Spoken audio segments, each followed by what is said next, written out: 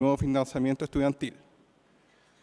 Para comenzar, saludamos al subsecretario de Educación Superior, Víctor Orellana, al director de CLAPES UC, Felipe Larraín.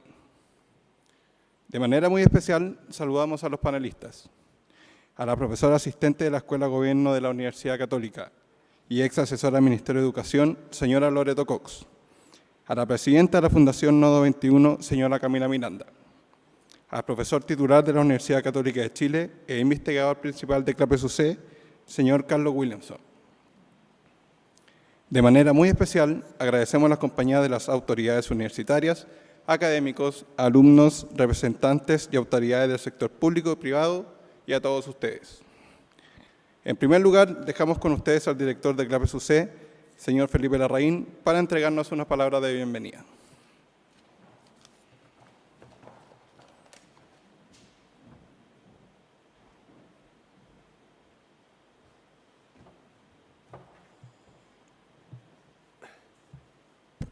Bueno, muy buenos días. Bienvenidos todos al seminario Reforma Tributaria, Condonación del CAE y Financiamiento Estudiantil. Quiero dar la bienvenida en forma especial al subsecretario que nos acompaña, a los destacados panelistas que fueron mencionados, a nuestra vicerrectora que está aquí con nosotros, a todos los que han llegado, estudiantes, profesores, analistas interesados en estos temas, y a quienes nos acompañan también vía streaming. Esto es, tiene esta situación de que hay algunos que llegan acá en presencia y otros que se quedan y nos ven desde otras partes, así que saludos a todos ellos. Bueno, hay un consenso bastante amplio de que un mayor capital humano eleva la productividad de la fuerza laboral y favorece el crecimiento económico. Pero además, si ese capital se orienta hacia los más vulnerables, se genera una virtuosa palanca de movilidad social. En este sentido, pocas dudas quedan del aporte que hizo la educación superior en la calificación de la mano de obra en Chile en los últimos 30 años, y en esta evolución el importante rol desempeñado por las ayudas estudiantiles.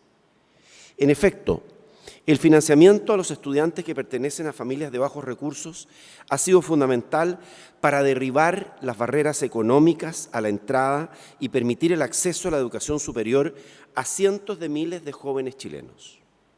La creación de las becas de arancel a comienzos de los 90, del Fondo Solidario de Crédito Universitario en 1994 y del Crédito con Aval del Estado, CAE, en 2006, son hitos en el financiamiento de la educación superior. El CAE tuvo el año 2012 una importante reforma en su diseño, que tuve el honor de trabajar en ella e impulsar desde Hacienda, al rebajar la tasa de interés al 2% anual y poner un tope máximo al pago mensual de 10% del ingreso laboral. Esto contribuyó decididamente en las últimas 2 décadas a aumentar en 5 veces la matrícula en la educación superior chilena.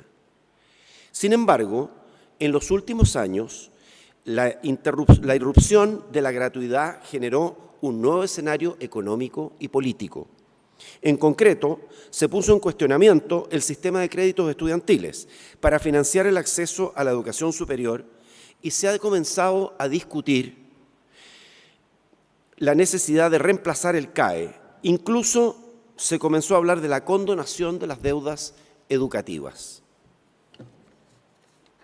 El propio presidente Gabriel Boric se refirió a ello en la reciente cuenta pública al señalar que el gobierno contempla cumplir con su promesa electoral de campaña y avanzar en la condonación del CAE. Es en este contexto que CLAPES UC ha querido organizar un seminario para abordar todas las aristas que conlleva un tema que es crucial para miles de jóvenes que no están en la gratuidad en el pago de aranceles y por lo tanto requieren de financiamiento público.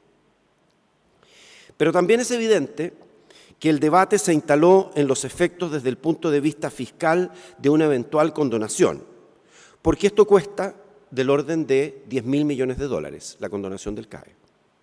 Desde luego, parece inevitable enmarcar este debate a la luz de la reforma tributaria que busca impulsar el Ministerio de Hacienda, porque el Gobierno ha señalado que cualquier condonación se hará condicionado a que se apruebe una reforma tributaria. Pero el ministro de Hacienda ha dicho que la reforma tributaria que impulsa no tiene contemplada la financiación del CAE. ¿Cómo se financia entonces? ¿Se buscará impulsar otra reforma tributaria con este fin? Si así fuera, se ve un camino, por recurrir a una analogía, lleno de fieras mitológicas con escasas probabilidades de éxito. Y no solo lo anterior, cabe preguntarse sobre qué nuevo instrumento de financiamiento a los estudiantes reemplazaría el CAE y cuáles serían sus características. En fin, tenemos una gran cantidad de preguntas sobre este tema. Espero que este seminario contribuya a aclararlas, aunque no puede descartarse que las profundice.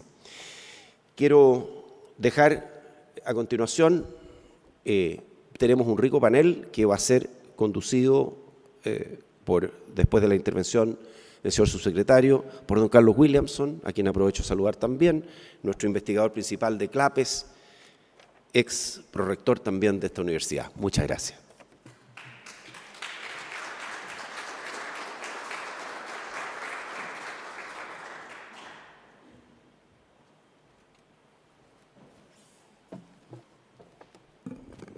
Agradecemos al director de CLAPES UC por sus palabras. Invitamos a continuación al señor Carlos Williamson, profesor titular de la Universidad Católica de Chile e investigador principal de CLAPES UC.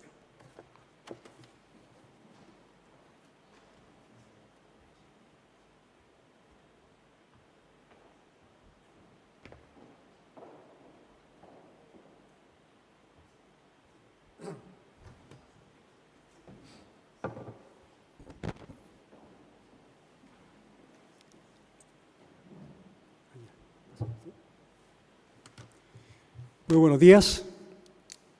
Quiero agradecer la presencia de don Víctor Orellana, subsecretario, y desde luego de nuestras distinguidos panelistas, Loreto, Camila, a todos quienes están hoy día asistiendo a este seminario, tal como lo señalaba nuestro director, mi jefe, don Felipe Larraín. Es un tema muy relevante y que además hoy día ha tomado un cariz político, ciertamente. El CAE es un instrumento financiero que ha permitido acceso a la educación superior, pero sin lugar a dudas que hoy día entró de lleno a la arena política. Por lo tanto, yo creo que, tal como lo mencionaba nuestro director, las declaraciones ahora último, ¿no es cierto?, son muy elocuentes en el sentido de que esta política pública tiene efectivamente hoy día un impacto desde el punto de vista de la discusión política relevante. Cuando uno analiza, ¿no es cierto?, lo que es el CAE desde el punto de vista de su impacto fiscal, ¿no es cierto?, a la luz de lo que han sido las discusiones en materia de reforma tributaria, no puede sino recordar que efectivamente, tal como señalaba Felipe, el presidente Boric fue muy enfático al señalar la necesidad de un proyecto de ley que se hiciera cargo de aquellos estudiantes que no están en gratuidad, que justamente hoy día se financian con el CAE. Y luego la declaración, ¿no es cierto?, de que se cumplirá la promesa de campaña de tener un proyecto de ley, como digo, en esa dirección. Posteriormente, el ministro de Hacienda puso tal vez paño frío en el sentido de señalar de que el CAE, ¿cierto?, no se va a financiar, eventualmente cambio la condonación, ya no se financiaría con la reforma tributaria. Sin embargo, está condicionada a la reforma tributaria. ¿Ya? Algo que es interesante, digamos, porque el punto de vista de los recursos, vamos a ver más adelante, ¿no es cierto?, que toda la discusión que ha habido en materia de pacto fiscal y reforma tributaria no contempla efectivamente recursos para el CAE. También dentro de lo que es la arena política intervino hace poco, ¿no es cierto?, el expresidente Lagos, que señaló es responsabilidad del Estado hacerse cargo del tema del CAE. Esta es la oportunidad para discutir el tema tributario. Hay que recordar que en su administración fue creado este instrumento.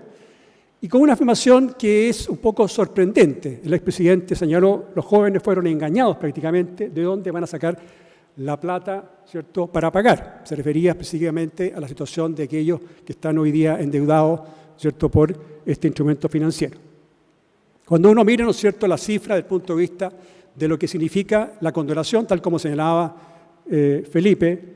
Desde luego, al 31 de diciembre del año 2021 eran 1.110.000 estudiantes que habían sido financiados desde el año 2006 en adelante.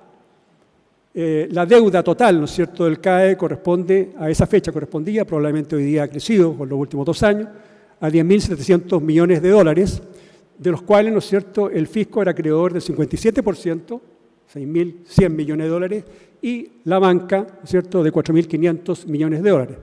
Es evidente, ¿no es cierto?, estando los créditos, parte de los créditos en manos de la banca, que cualquier condonación significa pagar a la banca. Comentarios que se han hecho, voladores de luces que se han hecho, de que la banca podría no pagar, ¿cierto?, esta deuda, ¿no es cierto?, esta creencia, ¿ya?, y tendría que, en el fondo, perdonar los créditos. Evidentemente que eso está absolutamente fuera de toda posibilidad.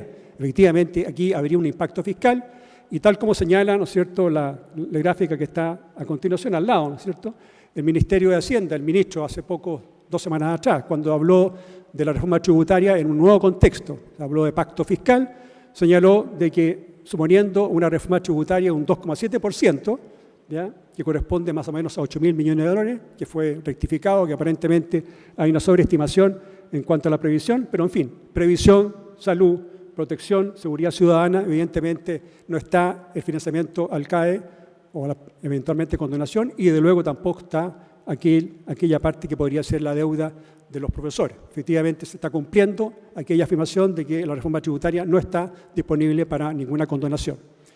Yo me voy a referir básicamente, digamos, a lo que son como los aspectos positivos y negativos, las luces y sombras que yo llamo del CAE, ¿no es cierto? Hablar un poco sobre el tema de la condonación, cuáles son los espacios para una condonación, ¿ya?, si corresponde o no corresponde, si es justo o no correcto, ¿ya? Hablar sobre el nuevo instrumento financiero, tal como señalaba el presidente Boric. Aquí se trata, digamos, de seguir financiando a aquellos estudiantes que no están en gratuidad, ¿ya?, que son más o menos 350.000 estudiantes que viven ciertamente de este instrumento. Y luego una pequeña reflexión en torno a la educación superior chilena. Todo esto tiene que mirarse, ¿no es cierto?, en torno al concepto de educación como una política pública relevante en el futuro.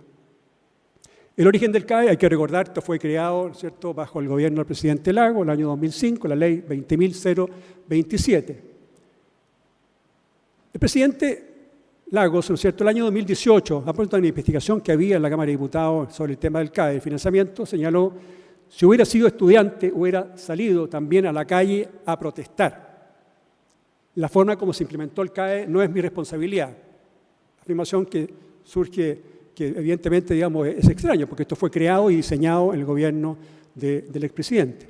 Y dos afirmaciones que a mi juicio, digamos, son un poco desproporcionadas. La afirmación: era preciso acreditar la seriedad de los títulos y grados que se van a dar y la empleabilidad de los títulos y grados que se están ofreciendo. Lo declaró hace 2 semanas atrás el expresidente. Todos estos jóvenes que estudiando creyeron que tenían un título que les iba a servir. A mí me parece, digamos, que esa afirmación desde luego no se condice con la realidad. La educación superior chilena en general, ¿no es cierto?, es un buen sistema de educación superior. Por lejos, ¿no es cierto?, si uno lo compara con otras políticas públicas, ha tenido un resultado bastante bueno desde el punto de vista de la empleabilidad, desde el punto de vista de los ingresos. Y yo creo que es importante dejarlo presente. Aquí no estamos hablando de los títulos de baquelita. Puede haber instituciones que son hoy día, ¿no es cierto?, de baja calidad y que de luego tienen que entrar en el proceso de acreditación. Pero la inmensa mayoría de instituciones de educación superior, sea CFT, IP, universidades estatales, universidades privadas, universidades tradicionales, hace un buen sistema de educación superior. Hay que tener cuidado con esas afirmaciones. Cuando hablamos del aporte del CAE, tal como señalaba Felipe, ¿no es cierto?, cuando uno mira, ¿no es cierto?, lo que es la trayectoria, la línea roja muestra la línea roja muestra la trayectoria, ¿no es cierto?, del crecimiento de los estudiantes, ¿ya? El año 1990 teníamos nosotros cerca de 200.000 estudiantes, hoy día tenemos cerca de 1.300.000. La curva es creciente y evidentemente que cambia la inclinación cuando se produce el año 2006 la creación del CAE, que permite aumentar el número de créditos por alumno. Evidentemente que es un efecto importante desde el punto de vista del acceso. Cuando uno habla de la cobertura y lo compara con los países de la OECD, lo mismo, ¿cierto?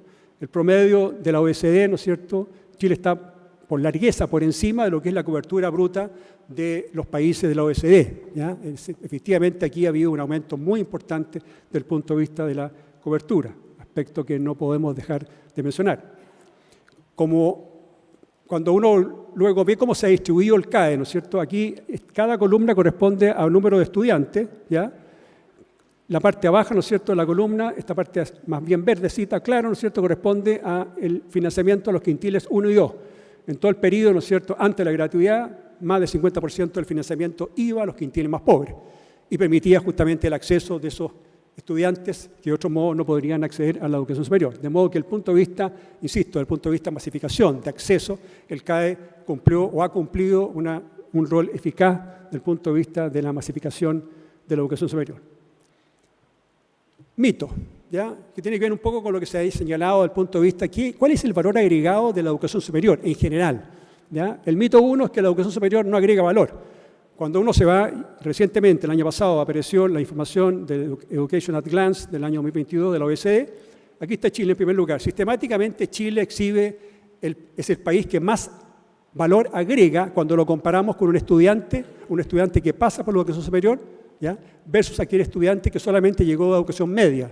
Cuando se toma el índice base 100, ¿cierto?, de los ingresos laborales de estudiantes que están en la educación secundaria, índice base 100, y lo compara uno con estudiantes que recién egresan de 25 a 38 años, Chile está en primer lugar, más de 2,2 veces, y sorprendentemente, que este es un dato que nunca había informado la OECD, muestra que Chile, cuando uno compara ahora con estudiantes que tienen entre 45 y 54 años, evidentemente son jóvenes, pero son jóvenes que egresaron más o menos por los años 2000, se ve que prácticamente se cuadruplica el ingreso de esos estudiantes respecto a los estudiantes que solamente tenían educación secundaria. Por lo tanto, el mito inicial, digamos, que hay que desmitificar es que efectivamente aquí hay un valor agregado muy importante. Mito 2, el pago del CAE es inabordable. Yo quiero referirme justamente a un tema porque es un tema central dentro del tema de la discusión del CAE y de la condonación propiamente tal. Primero, alrededor de un 80% de los estudiantes, de acuerdo a la información de la Comisión Ingresa, de los beneficiarios egresados, pagan un promedio de 25.000 pesos, más o menos con una varianza de 10.000 pesos. El 80% paga ese promedio, que justamente son aquellos que están en condiciones de poder seguir financiando, digamos, lo que es el crédito que recibieron. Los egresados tienen una deuda promedio, ¿no es cierto?, de 5 millones, stock de deuda, y los desertores de 3 millones de pesos. O sea, son cifras dentro de todo razonablemente abordable desde el punto de vista del financiamiento. El 50% de quienes pagan el CAE destinan entre 0 y 5% del ingreso laboral, ¿ya?, a servir la deuda, y el 20% destina entre 5 y 10%. Es decir, estamos hablando que el 70% destina menos del 10% a pagar el CAE con cifras de ingreso razonable desde el punto de vista de financiamiento. Según la CACEN, el ingreso promedio de un egresado hombre, ¿cierto?, era 1,5 millones, y de una mujer 1 millón, lo cual revela ciertamente la tremenda brecha que se mantiene todavía desde el punto de vista de los ingresos laborales entre mujeres y hombres. Y según la encuesta de empleo del INE, ¿no es cierto?, la última encuesta, en los ocupados, segmento que está ocupado, la participación de quienes tienen educación superior pasó de 22 a 38%. Ha ido creciendo la participación dentro de los ocupados de aquellos que tienen educación superior. ¿Cuáles son las sombras del CAE desde el punto de vista del estudiante?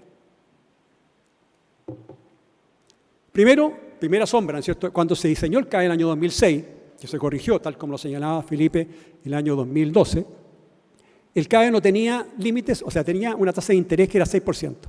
¿Ya? El presidente Lagos, cuando señala, digamos, por qué se fijó esa tasa de interés, digamos, deslinda un poco responsabilidades, dice que había un comité, digamos, que fijaba. Lo cierto es que la tasa durante 6 años fue 6%. El año 2010 o 2011, cuando asumió el presidente Piñera, pidió un estudio del Banco Mundial para que comparara, digamos, lo que era el impacto que podía tener desde el punto de vista de las deudas, ¿no es cierto?, de aquellos estudiantes que estaban teniendo una tasa de 6%, y descubrió algo que finalmente fue lo que llevó a la decisión de bajar la tasa de interés. Con una tasa de interés 6%, los estudiantes tenían que pagar del orden del 15 al 18% de su ingreso laboral, que estaba por encima de las posibilidades. Eso justamente fue lo que llevó a ese gobierno de reducir la tasa de interés al 2%, tasa subsidiada, que por lo demás es presente en la mayoría de los sistemas de financiamiento estudiantil. Y también el acceso a un techo en el pago del 10%. ¿Cuál es el problema del CAE? El CAE está concentrado en un segmento de estudiantes, yo digo alrededor de 15-20%, que son egresados y desertores, que exhiben, ¿no es cierto? Primero pagan no 25.000 pesos, sino que pagan 150.000 pesos, aquellos que están pagando. 150.000 pesos mensuales con deudas muy elevadas, que en algunos casos van de 15 a 25 años, y un 15% estaría pagando más del 20% del ingreso laboral. ¿Cómo ocurrió esto? Un reciente estudio del CIADE de la Universidad de Chile, año 2023, arroja algunas luces que permiten entender qué pasó o qué está pasando, ¿no es cierto?, que tiene que ver con el tema del diseño del instrumento. Siguió una cohorte que ingresó el año 2011, lo siguió completo y vio cuándo egresaban. Y descubrió que el 60% se graduó a los 8 años. Si un programa promedio tiene 5 años, son 5 más 3. Primero, la pregunta, es ¿por qué 60% y no más? Bueno, no es distinto de lo que sucede hoy día a nivel del sistema de educación superior de los países de la OECD. En el caso de la OECD es 65%. Pero el 40% restante se gradúa después de 8 años, o bien deserta. Y es aquí donde está justamente el sobreendeudamiento. Son personas que tienen deudas que se siguen acumulando. Muchos de estos estudiantes han acumulado deudas de 8, 10 y más años y no pueden acceder a la rebaja del 2%, porque para acceder a la rebaja del 2% se requiere estar al día en el pago. Y como hay algunos, que ya la bola, de endeudamiento es tan alto que no se pueden poner al día, y está justamente aquí donde está radicado el gran problema de financiamiento y eventualmente las razones para una condonación. Hay dos razones que yo creo que es importante. Primero, hay un exceso de deuda para aquellos que, insisto, deudores que tomaron el crédito el año 2006, ¿no es cierto?, que no pudieron acceder a la rebaja del 2%, porque eso exigía estar al día en las deudas. Por lo tanto, ahí hay un problema que hay que resolver. Son estudiantes que tienen deudas muy abultadas. Y lo segundo, revisar la situación de deudores egresados y particularmente los desertores. Los desertores son aquellos que han salido del sistema y eventualmente, de acuerdo al estudio de la Comisión Ingresa, son personas que desertan, entran a un nuevo programa, desertan eventualmente, y comienzan a acumular una deuda muy significativa. Aquí es donde está radicado la situación, de exceso de deuda. Entre paréntesis, los desertores hoy día corresponden a un 18% de los que han recibido el CAE, 18% que no es menor. Desde el punto de vista del Estado, ciertamente que hay un problema. El Estado no puede emitir crédito de acuerdo a la ley que se creó el año 2006, ¿no es cierto? Y ha sido un muy mal negocio para el Estado, el no poder emitir deuda, ¿no es cierto? ¿Por qué? Porque se hace un sistema de licitación de créditos, recompra. En la práctica, el Estado ha pagado un recargo del orden del 25% del valor de la cartera que recompra a los bancos. Si los bancos se quedan con los bancos pueden elegir la cartera, y eligen la cartera menos riesgosa. Si uno compara, las carteras del Estado versus la cartera de los bancos, la cartera menos riesgosa está en poder de los bancos. Y si el estudiante no paga, el Estado cubre, ¿no es cierto?, el 90% de los créditos cursados. O sea, es un mal negocio para el Estado, un buen negocio para la banca. Se ha instalado además una cultura de no pago. Ciertamente que en Chile hoy día tenemos una cultura de no pago, no solamente aquí lo que estamos hablando, que ha contribuido en alguna medida, ¿no es cierto?, a un diseño defectuoso del crédito desde sus orígenes.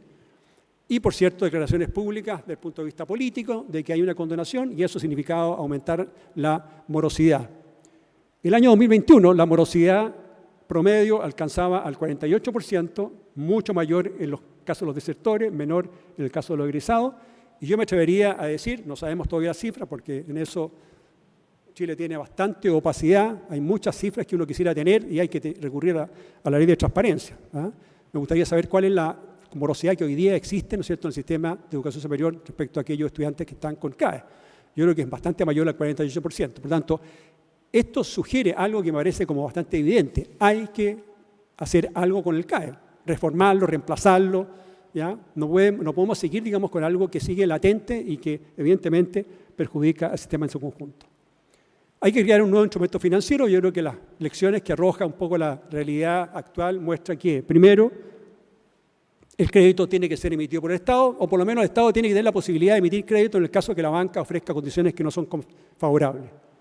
La tasa de interés de 2%, tope máximo 2%, y un pago escalonado de ingreso. Hoy día es 10%, eventualmente, para aquellos que están al día de la deuda, más de 10% en el caso de aquellos que no están al día de la deuda, que justamente llevó al sobreendeudamiento. Un escalamiento de 3%, 6% y 10%. O sea, aquellos con menores ingresos pagan solamente 3%, entre medio, ingresos medios 6% y el máximo, tasa máxima de 10% para aquellos que tienen ingresos más altos. Tasa máxima se rebaja en el caso de que el deudor tenga un crédito hipotecario. No hemos puesto suficiente atención de lo siguiente. Un estudiante que está en un ingreso laboral formal con un contrato, ¿no es cierto?, tiene que pagar, ¿cierto?, tiene que cotizar el 10%, que podría ser el 16%, en el caso de la reforma de pensiones. Tiene que cotizar por el tema de previsión de salud, 7%, 23%. Tiene que eventualmente pagar un 10% adicional, 33%. Y tiene que además, o quisiera también además, tener una casa. No hay espacio. O sea, los endeudados, digamos, los endeudados del CAE, ¿no es cierto?, en la situación actual, que están trabajando formalmente y que aspiran a tener una vivienda, tienen serias dificultades. Yo creo que ahí hay que pensar en un sistema donde el monto máximo que se paga permita justamente generar espacio para que los estudiantes que egresan, ¿no es cierto?, ya felizmente puedan tener acceso a una vivienda. Condonación del saldo de la deuda. La mayoría de los países que tienen sistemas parecidos al nuestro, ¿no es cierto?, la deuda se condona a los 15 años, por razones obvias. Un estudiante que está pagando todos los meses, 15 años son 180 meses. Un estudiante que paga todos los meses la tasa correspondiente, 3, 6, 10% si fuera como hoy día, ¿cierto?, que en 180 meses no alcanza a pagar toda la deuda, el problema no es del estudiante. Algo está fallando en el sistema. Por lo tanto, lo que se hace, digamos, es que se condona el saldo de la deuda para aquellos que cumplen el compromiso. Aval de la institución, esto lo discutíamos recién. Yo creo que hoy día existe, como ustedes saben, el aval. El estudiante que deserta se va de la institución, ¿no es cierto? La institución tiene que pagar por aquella parte que recibió, un pago que va entre 60 y 90%, pero después se deslinda toda responsabilidad. Yo creo que tiene que existir algún tipo de responsabilidad después del egreso de la institución. ¿Ya? Algún aval, ¿no es cierto?, correspondiente, que puede ser, da lo mismo, 10%, 20%, pero que en el fondo se sienta responsable de la empleabilidad. En eso yo coincido con el presidente Lago. Aquí hay un problema de empleabilidad que no está alojado en todo el sistema, pero que tiene que poner un poco razonable a la institución para que se preocupe después del egreso sobre la empleabilidad del estudiante. Hoy día no tenemos nada de eso, y eso tiene que corregirse, y una forma de corregirlo justamente a través de un aval. Y luego, bueno, algo que es obvio, que nunca se ha podido, por razones políticas, poner el pago con descuento por planilla. Así como se descuenta por planilla el 10%, ¿ya? Hay que descontar el pago correspondiente a la deuda del CAE. Por último, ¿cuánto gasta Chile en educación? ¿Cómo se compara el gasto en educación superior versus el gasto en otros, en el ámbito de la educación escolar y preescolar? ¿Y cuánto Chile gasta en investigación y desarrollo? Primero, el gasto en primaria, como ustedes pueden ver, aquí está Chile. ¿Sí? Chile tiene un gasto total, ¿no es cierto?, en educación del 6,2%, el más alto del sistema de educación superior, del sistema de los países de la OECD. Eso es buena noticia. Chile está preocupado del tema de educación, está destinando parte importante, ¿no es cierto?, del gasto ya del Producto Interno Bruto, digamos, a financiar la educación, pero con un desbalance, ¿ya? Está gastando, digamos, prácticamente la mitad en educación superior, ¿no es cierto?, y está quedando menos de lo que sería deseable en educación escolar y primaria y secundaria. Y aquí se refleja. Aquí está Chile y Estados Unidos, 100% sería el gasto en primaria, secundaria, educación superior. Aquí está educación superior, Chile está en primer lugar, junto con Estados Unidos, ¿ya? Y el resto es gasto que se destina a financiar la educación escolar. Y por último, algo que es llamativo y que es sorprendente para un país, especialmente Chile, ¿no es cierto?, que estamos hablando de productividad. Chile no invierte, particularmente el Estado, invierte prácticamente nada en investigación y desarrollo e innovación, algo que es fundamental para el crecimiento de la productividad. Este es un gráfico interesante, digamos, que muestra lo siguiente. Primero, la columna corresponde al gasto en I+D. ¿Ya? Como ustedes pueden ver, Chile prácticamente desaparece. ¿Ya? El promedio de la OECD, aquí está el promedio de la OECD, ¿no es cierto? Estamos hablando de cerca de $7.000. Esto está ajustado por poder de paridad de compra, entre paréntesis, son comparables las cifras. Y la pelotita azul, ¿no es cierto?, muestra el gasto en educación superior, digamos, el gasto estudiantil. Aquí el gasto que corresponde a todo el resto que no es investigación y desarrollo. Y donde Chile está razonablemente bien, está muy en el promedio de lo que es la OECD, ¿ya? Pero el desbalance se produce aquí. Hay una brecha tremenda entre lo que es el gasto total en educación y el gasto en investigación y desarrollo. Reflexiones finales. Primero, el CAE fue una buena idea con un mal diseño y hay que corregirlo. Y más vale corregirlo más temprano que tarde. A mí me preocupa esta discusión que ha habido respecto a si condicionamos la reforma al CAE a la reforma tributaria. Es evidente, ¿no es cierto?, lo que está pasando hoy día, el pacto fiscal se ve con dificultades, digamos, que tengamos una reforma tributaria. Si además la reforma tributaria no está pensada para el CAE, por favor, veamos la forma de hacer una reforma del CAE, no solamente para aquellos que están sobreendeudados, que a mi juicio merecen una consideración especial, sino que el sistema en su conjunto hoy día está desenfocado con un sistema de crédito estudiantil que no está funcionando.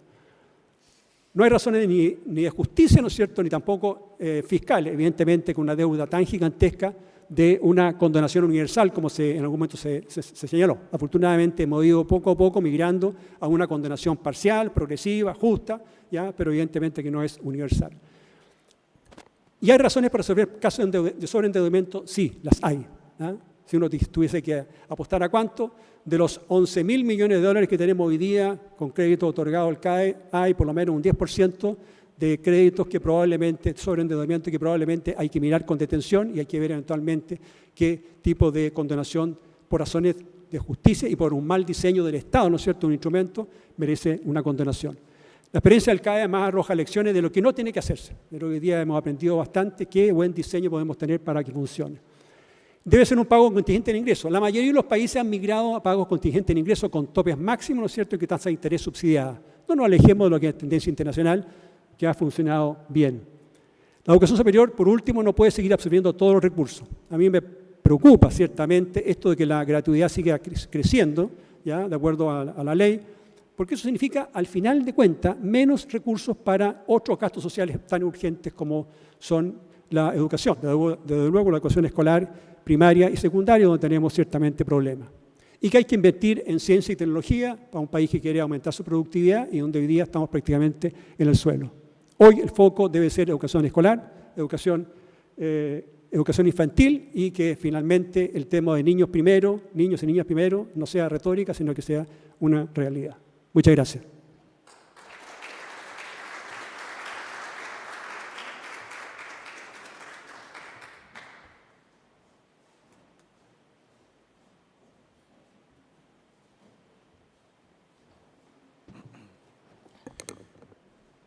Muchas gracias al señor Carlos Williamson por su interesante exposición. Ahora invitamos al señor Víctor Orellana, subsecretario de Educación Superior.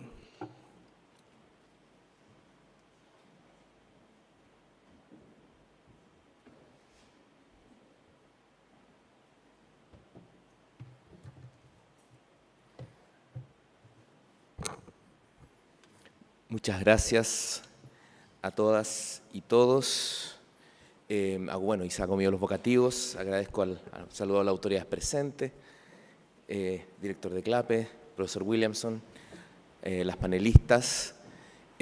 Para nosotros es un agrado poder estar acá y primero saludar la instancia, porque esta instancia marca, yo creo, una preocupación transversal, lo dijo el profesor Williamson, de la necesidad de construir un nuevo instrumento de financiamiento a partir de una lógica de diálogo, ¿no? En un momento quizás de dificultades y a veces de irracionalismo, es bueno sentarse a conversar con argumentos y por lo tanto agradezco la instancia y creo que no estamos tan lejos de construir digamos, un acuerdo transversal para un nuevo instrumento y una política hacia las y los deudores. Pero yo quisiera hacer una presentación centrada en la significación de este debate para la educación superior. Y quisiera partir por recordar, lo ha hecho el profesor Williamson, el inicio del crédito conaval del Estado, porque en su inicio el crédito conaval del Estado busca efectivamente contribuir a la masificación de la educación superior. Es una tendencia que ya venía ocurriendo, pero que se concentraba, era de arriba hacia abajo, es decir, ocurría con el patrón de quienes investigan en educación superior que llaman la desigualdad máximamente mantenida, ¿no? De alguna manera, para romper eso, el Estado entra con un instrumento de financiamiento vinculado al aseguramiento de la calidad. Y son dos leyes, la ley de acreditación y la ley de financiamiento en su momento, a las cuales se combinan y buscan esta masificación al mismo tiempo que modernizar el sistema de educación superior, superando la fragmentación que tenía entre el mundo creado con anterioridad al año 81 y las instituciones creadas con posterioridad al año 81, que tenían instrumentos de financiamiento diferentes. De algún modo el CAE y la acreditación buscan romper esas particiones y construir elementos comunes, ¿no? Por lo tanto, se buscó masificación, pero también se buscó eficiencia, mayor calidad, mayor articulación, sin un gasto público abultado. Lo recordamos en el momento, el ministro Vitar señalaba que el crédito con aval del Estado era necesario toda vez que el Estado no tenía los recursos para invertir de manera directa en las instituciones, ¿no? Es evidente que este instrumento ayudó a la masificación, pero como se ha señalado acá, esta masificación ocurrió más rápido de lo esperado. Repercutió o se sumó a problemas que habían en el diseño y generó resultados no esperados, ¿no? La acreditación en sí no resolvió el vínculo entre la empleabilidad y la oferta de educación superior. De alguna manera, esta constatación hoy es transversal, lo ha planteado el propio expresidente Lagos, ¿no? El CAE no contaba con un control en términos de su emisión, razón por la cual al octavo año el legislador, al octavo año en régimen del sistema, esperaba tener 50.000 créditos asignados y en la realidad tenía 350.000. Es decir, creció de manera mucho más rápida, ¿no? Por lo tanto, y luego, a partir de estos problemas que se generaron producto de una masificación más rápida de lo esperado, surge un malestar social que decanta en una política de gratuidad que vuelve a instalar otra capa de complejidad al sistema sin que desaparezca el cisma entre las instituciones previas al 81 y aquellas formadas después. Hoy día tenemos esos distintos instrumentos de financiamiento fundamentalmente institucional, tenemos CAE y tenemos gratuidad, o sea, volvemos a tener fragmentación, además de un gasto en recursos no esperados, ¿no? Esta es la imagen de quienes hoy día estudian con CAE, hoy día tenemos, según la última asignación del año 2022, tenemos 265.000 estudiantes en el sistema con crédito con aval del Estado. Fondo Solidario de Crédito Universitario cada vez es una menor proporción, ¿no? O sea, hoy día tenemos casi 300.000 personas con crédito en la educación superior, de 1.300.000 personas, hoy día es menos de lo que era antes, producto del avance de gratuidad. Esto es una lámina que nos permite ver la magnitud de lo que significó los créditos para la construcción de la fuerza de trabajo en Chile. Es decir, tuvimos una masificación acelerada de la educación superior, lo que significó un rápido proceso de profesionalización de nuestra fuerza de trabajo. Hoy día las personas con crédito, es decir, con deuda, se representan más del 25% si uno la compara con la población económicamente activa entre 20 y 49 años. Es decir, se trata de un proceso de masificación que ya tiene una dimensión bastante importante en la formación de la fuerza de trabajo, ¿no? Este es el gasto. ¿Cuánto salió todo esto? ¿Cuánto le costó cuánto significó para el erario público? Como ustedes pueden ver, después del año 2006 comienza una curva de aumento del financiamiento fiscal a la educación superior. Ahí pueden distinguir distintos instrumentos. Desde el año 2006 hasta el año 2015, que empieza, digamos, hasta el año 2016, que parte de la gratuidad, el CAE, como ya lo había planteado el profesor Williamson, es el que representa mayor proporción del financiamiento, dado que va a solventar fundamentalmente la expansión en los quintiles de más bajos ingresos, ¿no? Como pueden ver, lo que se ha gastado en educación superior es bastante y quisiera insistir con que se trata de un gasto no esperado. Esto de esperar 50.000 créditos, tener 350.000, supone que en su diseño el CAE precisamente quería evitar una lógica expansiva del gasto público que no lo logra evitar. Bueno, en la última, la franja naranja que ustedes pueden ver es la gratuidad, que ya empieza a tener mayor centralidad en el financiamiento y por lo tanto disminuye la proporción de créditos, ¿no? De todos modos, este es el gráfico de área que nos muestra el componente de cuánto gastamos en CAE y en qué lógica, digamos. Si bien inicialmente la compra de crédito es aquello que nos hace gastar más en CAE, el área roja, que significa la ejecución de garantía, tiene una proporción creciente y esta es la razón que nos hace proyectar que en 8 años más vamos a estar gastando más en crédito con aval del Estado, dada la más amplia ejecución de garantías por el fenómeno estructural de la morosidad. Como mostró el profesor Williamson, la morosidad crece, siempre ha sido alta en desertores, pero crece de manera constante del año 2015 en adelante, sin ser gatillada necesariamente por anuncios de naturaleza política. Acá estamos frente a un problema de naturaleza, como se ha señalado, de naturaleza estructural. Ahora, ¿cuál es el impacto que ha tenido esta política más allá del financiamiento fiscal? ¿Y cuál es la razón donde podemos encontrar su dificultad para servir y para completar los pagos a la deuda? Acá hicimos un gráfico donde podemos observar en la línea azul la cobertura, a ver si, en la línea azul tenemos la cobertura bruta de educación superior en la cohorte 18-24 años, como pueden ver, un crecimiento vertiginoso. No obstante, la productividad se mantiene básicamente inalterada y el crecimiento de las ocupaciones profesionales y técnicas, es decir, de los numerales 1, 2 y 3 de la clasificación industrial uniforme de ocupación, crecen, pero no crecen al ritmo que crece la masificación de la educación superior.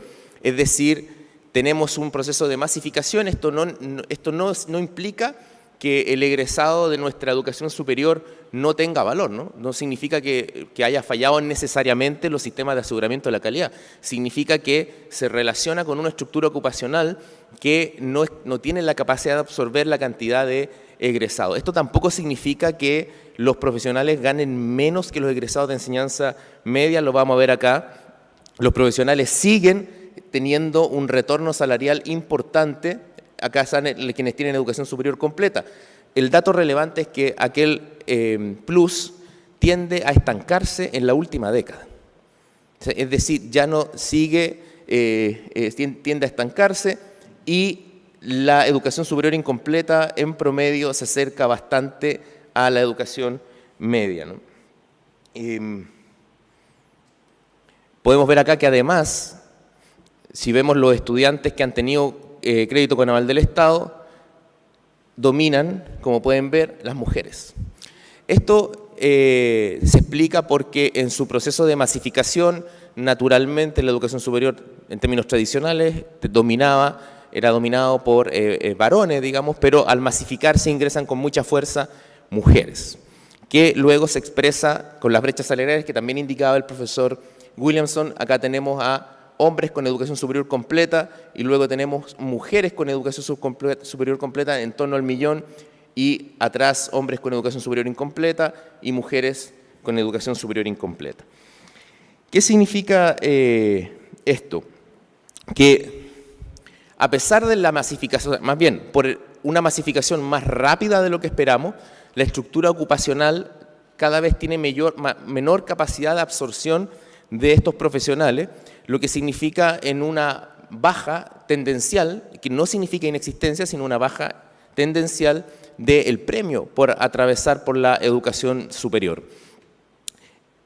Este, a nuestro entender, es el origen estructural de los problemas que en algunos casos implican o significan la imposibilidad de llevar adelante los compromisos de deuda.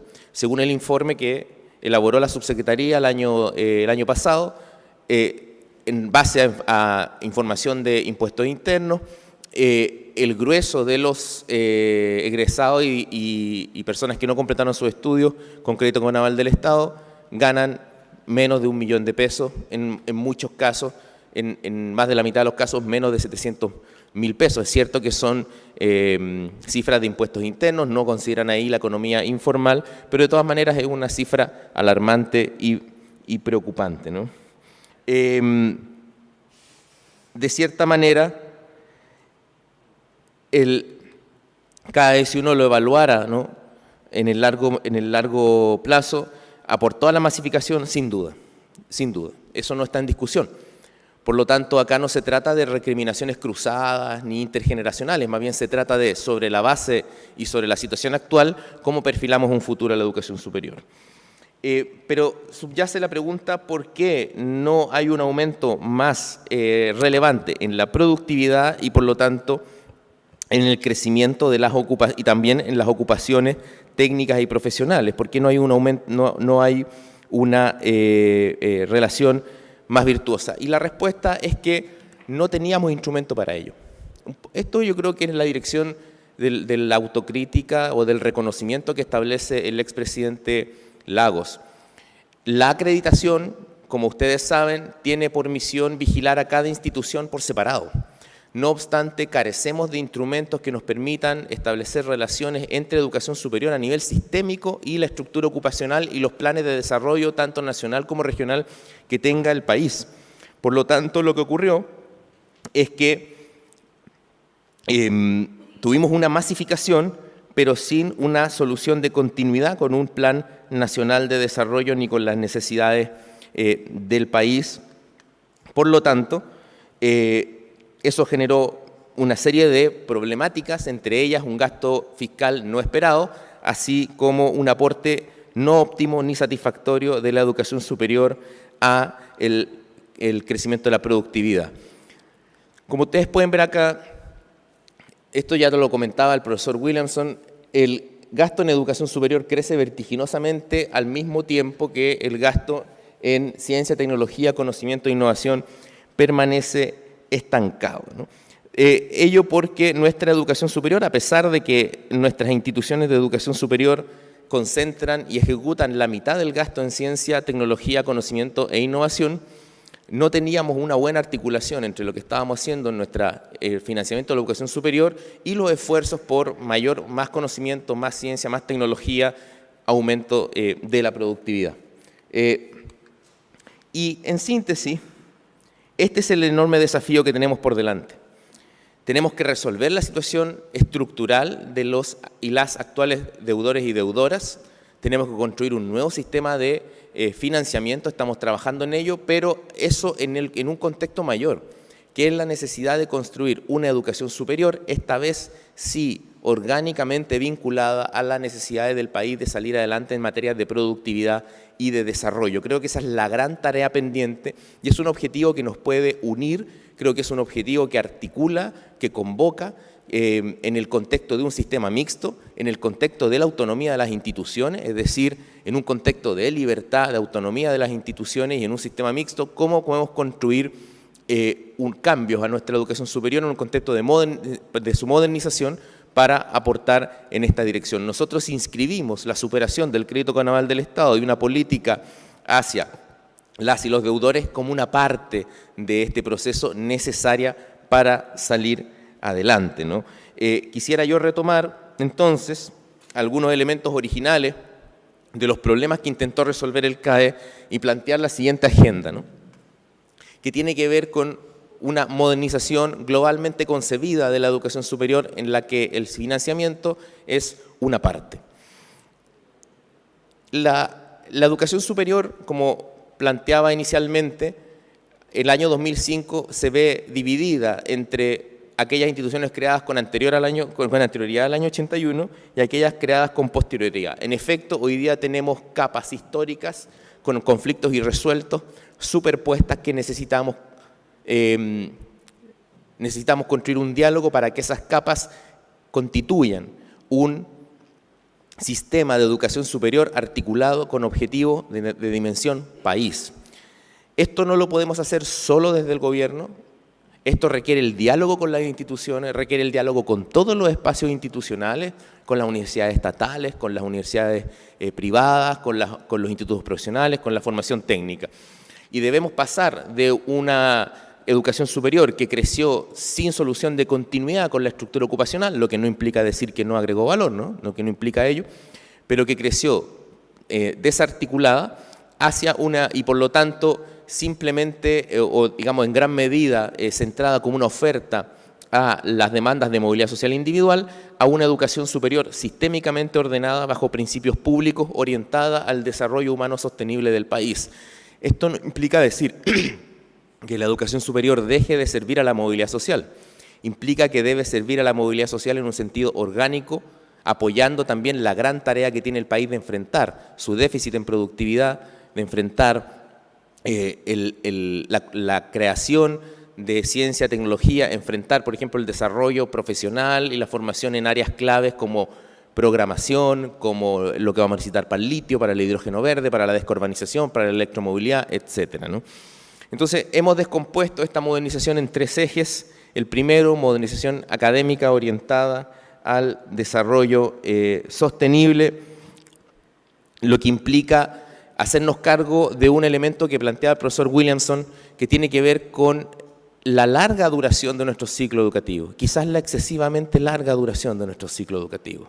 La estructura de títulos y grados no ha sido abordada con la seriedad que corresponde, han habido intentos, pero nosotros creemos que es hora de llevar adelante una revisión de la estructura de título y grado, por lo tanto los ciclos educativos, volviéndolos mucho más articulados, mucho más adaptados a las necesidades actuales, incorporando, por ejemplo, el componente online no solo en programas online, sino también en programas presenciales que permita trayectorias educativas más flexibles, más individualizadas, más articuladas como son las experiencias de vida hoy, considerando, por ejemplo, los problemas de salud mental que tenemos en la educación superior, ¿no?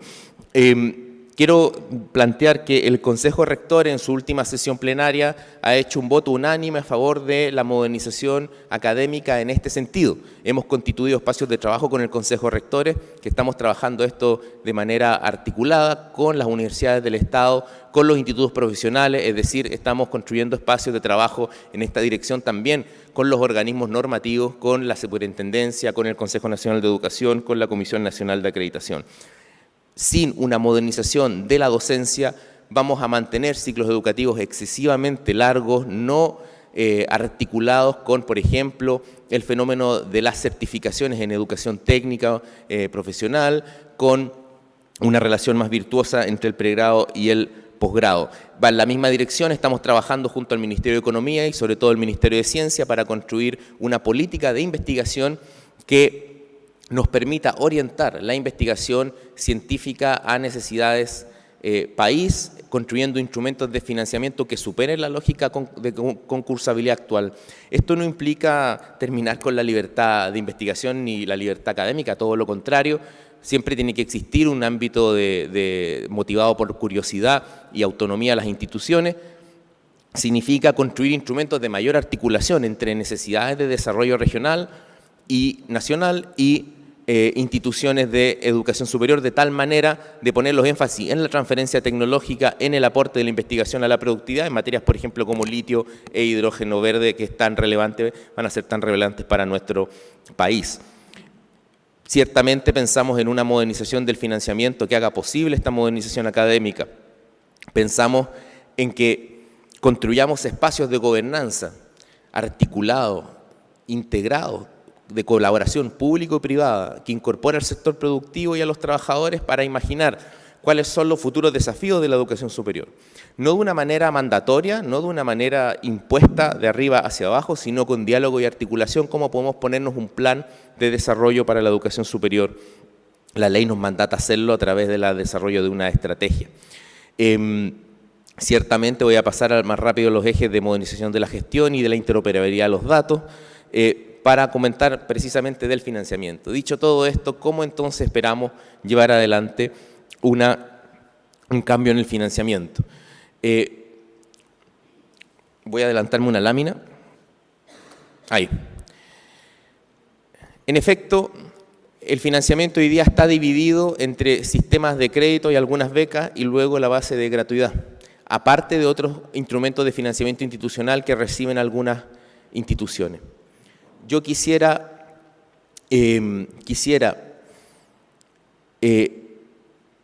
enmarcar la superación del crédito con aval del Estado en una reorganización del financiamiento. ¿Por qué esto es relevante? Primero, por lo que se ha planteado en relación a la reforma tributaria. El compromiso del gobierno de llevar adelante esta transformación, una vez tengamos resuelto el pacto tributario, tiene que ver con un tema de priorización. En efecto, la reforma tributaria no tiene por finalidad financiar la educación superior. ¿Y por qué? Porque nosotros ya gastamos mucho en educación superior. Pensamos que una solución a los actuales deudores y un nuevo instrumento se financia en lo fundamental reorganizando el actual gasto que tiene la educación superior chilena. Ciertamente puede haber un gasto incremental inicial, pero no se trata, una reforma tributaria tiene el sentido de avenir recursos a las arcas fiscales de tal manera de llevar adelante tareas que hasta hoy día no hemos podido llevar adelante, por ejemplo, una pensión garantizada universalmente. En el caso de la educación superior, lo que nos ocurre es que gastamos el 1,2% del Producto Interno Bruto en gasto fiscal en educación superior y lo que necesitamos es reorganizar ese gasto. ¿Cómo lo vamos a reorganizar? Migrando y pasando del sistema actual de créditos a un nuevo instrumento de financiamiento público de la educación superior basado en la libertad de elección, es decir, que las personas e instituciones escojan libremente adscribir al nuevo instrumento, con un principio de justicia. Esto ya lo había planteado el profesor Williamson, yo me sumo a esa forma de asumirlo. Progresividad, es decir, compensando a quienes tienen menores ingresos, con gradualidad y responsabilidad fiscal. Esto supone que el compromiso de asumir esta problemática se, digamos, proyecte en el medio plazo, lo que nos permite que la salida del actual crédito con aval del Estado y una política de solución a los y las actuales deudores y deudoras tenga un costo incremental asumible y por lo tanto no signifique el desembolso inmediato de 10.000 millones de dólares. Y esto es muy relevante porque supone que la transición al nuevo sistema se puede marcar con responsabilidad fiscal, ¿no? Esto para nosotros es muy relevante y creemos que lo podemos llevar adelante a través de un ejercicio de optimización y reorganización. Y finalmente coherencia, tiene que haber articulación y principios comunes entre nuevo instrumento y política para los actuales deudores y deudoras. Acá hay un debate, lo ha hecho, por ejemplo, el G9 nos ha hecho llegar una propuesta en que ellos se manifiestan a favor de una condonación parcial. Leo lo mismo a partir de lo que, o sea, me parece que en la misma línea avanza el profesor Williamson, independiente de la magnitud de este proceso de condonación, sus alcances, a quién toca, cómo y cuánto, creo que hay un consenso en que esta es una materia que debe ser abordada. Pero además hay otra consecuencia. Un nuevo instrumento de financiamiento público a la educación superior, hecho como complemento de la gratuidad, es decir, articulado en los mismos instrumentos de política pública que tiene la gratuidad, como es la regulación, digamos, de aranceles y formas que nos permitan sugerir orientaciones a la formación profesional, nos va a permitir contar con una base de financiamiento articulada para la educación superior, es decir, no con instrumentos que no dialogan entre sí, sino con instrumentos articulados, y lo mismo estamos trabajando con el Consejo de Rectores y con las universidades estatales para reorganizar los instrumentos de financiamiento institucional con los que contamos. La idea es que el nuevo instrumento, gratuidad, y el financiamiento institucional estén articulados y estén vehiculizados hacia objetivos de desarrollo nacional. Me devuelvo simplemente para terminar señalando que esta modernización del financiamiento, el reemplazo del crédito con aval del Estado, tiene por finalidad, o sea, tiene por mandato institucionalizando y proyectando los avances que hemos tenido en igualdad de género, en inclusión e interculturalidad, con una educación mucho más democrática y una educación superior que siga siendo vanguardia en términos de materia de igualdad de género como lo ha sido hasta ahora. El movimiento feminista nos ha dado muchas lecciones y yo creo que tengamos dos procesos constituyentes paritarios tiene que ver con eso. Avanzar en mayor inclusión, estamos trabajando en construir una educación superior con accesibilidad universal y también en interculturalidad, considerando que la educación superior tiene que ser un espacio para que los distintos proyectos culturales se articulen y podamos convivir juntos. Creo que la educación superior tiene que marcar una línea en tal dirección. Entonces, finalizo diciendo que recojo el guante de la dificultad de esta tarea. Creemos que la podemos enmarcar en un proceso de modernización globalmente concebido de la educación superior. Creemos que esto lo podemos llevar adelante reorganizando el financiamiento que ya tenemos, por lo tanto con un costo incremental asumible por el Estado. Nos parece que hay espacios para el diálogo y para que esto sea un acuerdo transversal, y tenemos como finalidad poner a la educación superior en esta etapa con todo su potencial al servicio del desarrollo del país, y creemos en el medio plazo que podemos hacer eso gastando incluso menos de lo que gastamos hoy.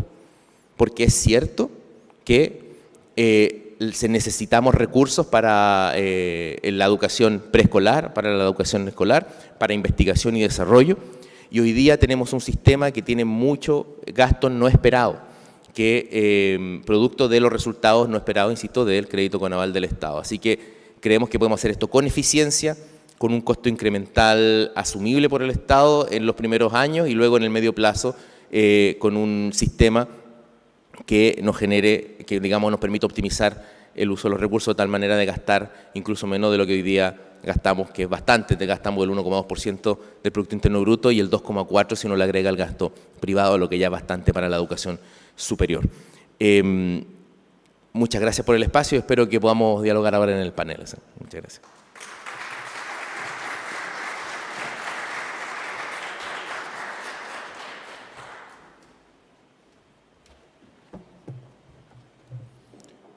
Muchas gracias al subsecretario por su exposición. Antes de iniciar el panel de expertos, invitamos a la profesora asistente a la Escuela de Gobierno de la Universidad Católica, Loreto Cox.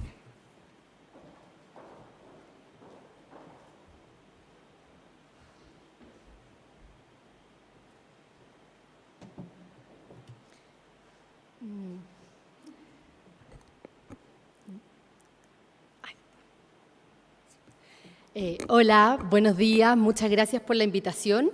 Es un gusto estar acá y gracias al subsecretario por su presentación. Voy a hacer muchas de las cosas que voy a decir ya se han dicho, bueno, se han dicho muchas cosas, así que, pero les voy a tratar de dar un énfasis distinto. Esto es algo que no ha salido con suficiente fuerza en lo que estamos hablando de hoy. Estos son datos del libro Desiguales del PNUD del 2017 y que nos muestran por grupos socioeconómicos, bajo, medio alto, el porcentaje de estudiantes que egresa de la educación media, que ingresa a la educación superior, que egresa y que egresa de una universidad. Y esto se hace siguiendo los datos del CIMSE, de quienes rindieron el CIMSE de segundo básico el año 2002. Y aquí obviamente esto nos muestra, esto es algo que todos sabemos, que las personas que llegan a la educación superior son relativamente, tienden a venir de los grupos socioeconómicos más altos. Y de hecho, si nos fijamos en el grupo más bajo, hay un 18% que ni siquiera termina el colegio. Entonces, todas estas políticas que estamos hablando no alcanzan a llegar a un grupo importante de jóvenes que creo que es importante tener en mente cuando hablamos de educación superior en Chile. Esto se da además en un contexto en que estamos con enormes presiones fiscales, que tenemos una crisis educacional gravísima, sobre todo en los niveles escolares después de la pandemia, y con una discusión de reforma tributaria que por ahora se ve bastante cuesta arriba. Entonces, esto ya se comentó. En general, los resultados en el mundo laboral de las personas que van a la educación superior en Chile son relativamente buenos. Me gustaría hacer dos comentarios respecto de lo que decía el subsecretario recién al respecto.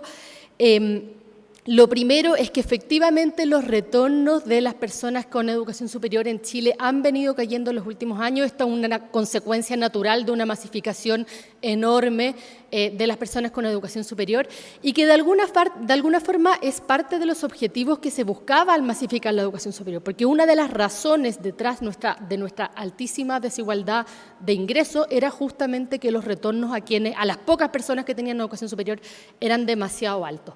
Eso por una parte. Y segundo, respecto de los datos de que habría más o menos un 50%, creo que dijo, de las personas con CAE que tendrían ingresos menores a 700.000.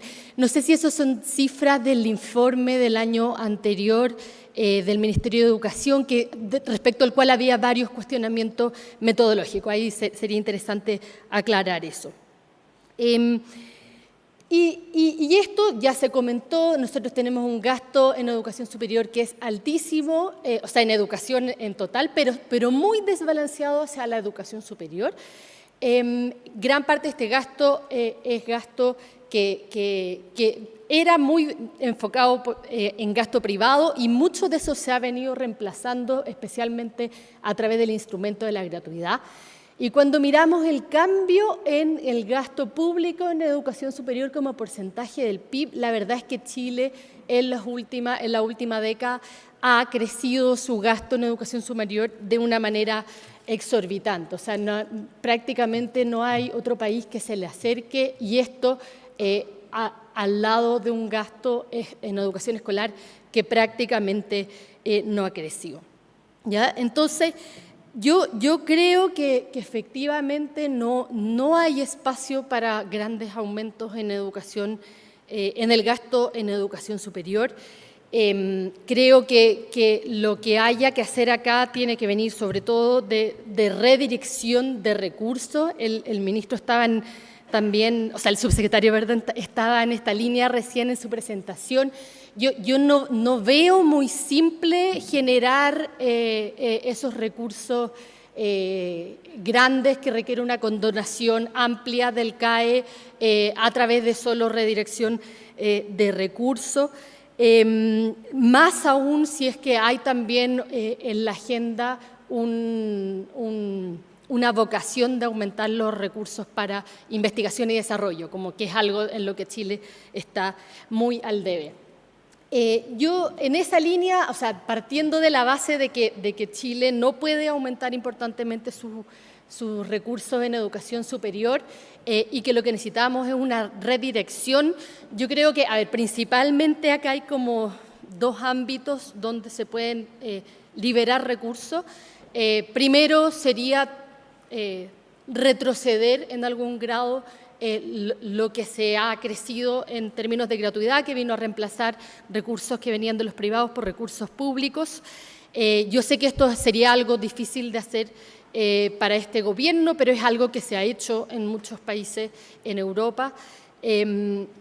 Y creo que desde mi punto de vista haría sentido complementar la gratuidad con herramientas más de tipo crédito contingente en el ingreso, sobre todo para las personas que provienen de los sectores medios de la sociedad. Y la otra línea que veo, y también me dio mucho gusto oírlo por parte del subsecretario, tiene que ver con la duración de las carreras. Chile tiene carreras muy largas, alrededor de 2 años, más largas que el promedio de la OCDE. Eso tiene un costo enorme, financiero, por supuesto, o sea, hay que pagar esos aranceles por 2 años más.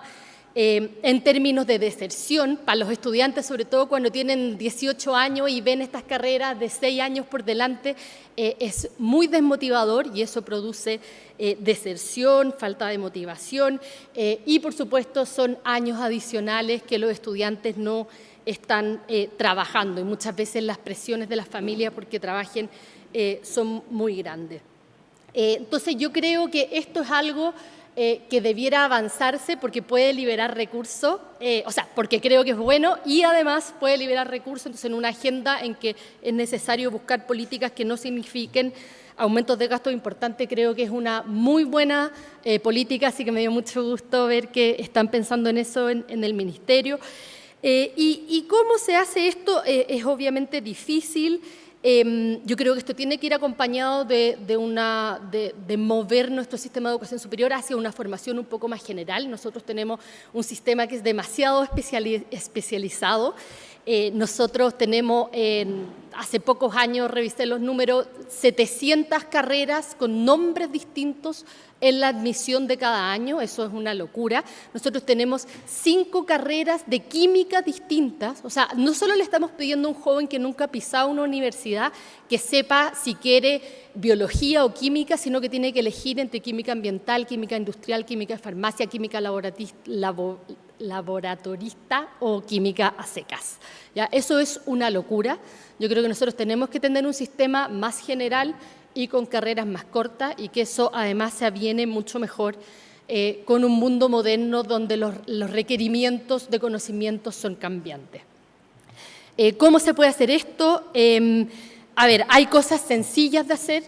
Por ejemplo, está este típico, cuando uno tiene esta discusión, está este típico reparo que la gente dice, mira, para trabajar en el Estado se requieren carreras de 5 años porque si no, no te pagan la asignación de no sé qué. Eso es una ley fácil de cambiar. Yo no entiendo por qué no se ha hecho hasta ahora.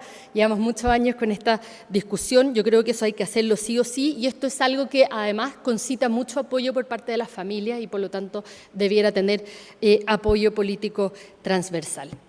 Creo que la segunda forma de buscarlo es mediante convenios con las universidades líderes. Creo que eso es muy importante de hacer. Ahí eso eventualmente involucra recursos, porque esos convenios van a requerir recursos, digamos, pero eso es una inversión si es que nos permite en el corto plazo o mediano plazo acortar carreras. Y por último, a través de las herramientas de financiamiento estudiantil y en particular la gratuidad, uno podría pensar en tener límites más cortos de años para la gratuidad y que luego se pase a un sistema de tipo crédito contingente en el ingreso, en el cual haya una responsabilidad muy importante de las instituciones para alinear los incentivos de que esos estudiantes se terminen graduando a tiempo. De hecho, estos son los últimos datos que les voy a mostrar de la tasa de estudiantes que se gradúan dentro del periodo de la duración teórica de las carreras. Es el caso de Chile. Si se fijan, por lejos lo más bajo, alrededor del 16% de nuestros estudiantes se gradúa en lo que debiera durar su carrera, carreras que ya son mucho más largas que en el resto del mundo. Y si le damos un extra de 3 años, que es una enormidad, o sea, en la vida de un joven 3 años es muchísimo, todavía tenemos que alrededor de la mitad de los estudiantes no se gradúa en ese periodo. Creo que estos son los problemas principales de nuestra educación superior hoy día y creo que vale la pena enfocar hacia allá la agenda. Eso, muchas gracias.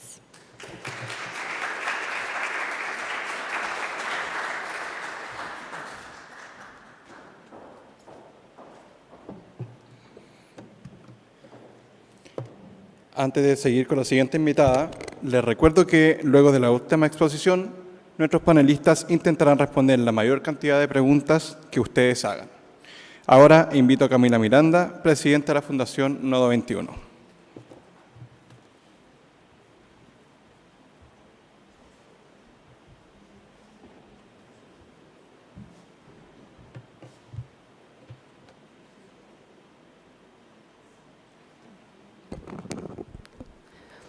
Buenos días, muchas gracias por la invitación, saludarles a todas y todos los presentes.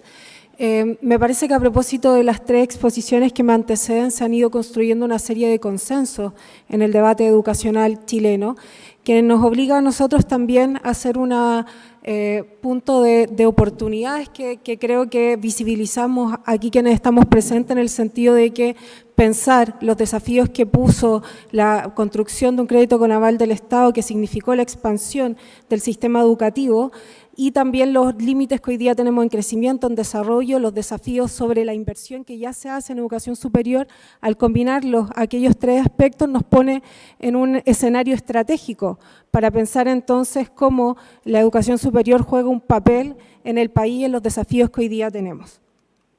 Entonces, en ese sentido, plantearse la revisión del sistema de financiamiento de la educación superior parece ser estratégico y no solamente un problema de deuda o de justicia, que por supuesto que está implicado en la discusión sobre la condonación del crédito con aval del Estado. Entonces, al respecto, algunos elementos que creo que se han ido dibujando también en la conversación, pero que pueden tener algunos matices. En primer lugar, efectivamente, las políticas de financiamiento desde el 81 en adelante han sido el principal impulsor del desarrollo y expansión del sistema de educación superior en Chile. Y eso es importante de ponerlo como un punto, pues no han sido necesariamente discusiones sobre ámbitos de desarrollo específico en términos productivos o ámbitos investigativos, los cuales han guiado la expansión del sistema que actualmente tenemos. Y eso genera efectivamente algunos problemas.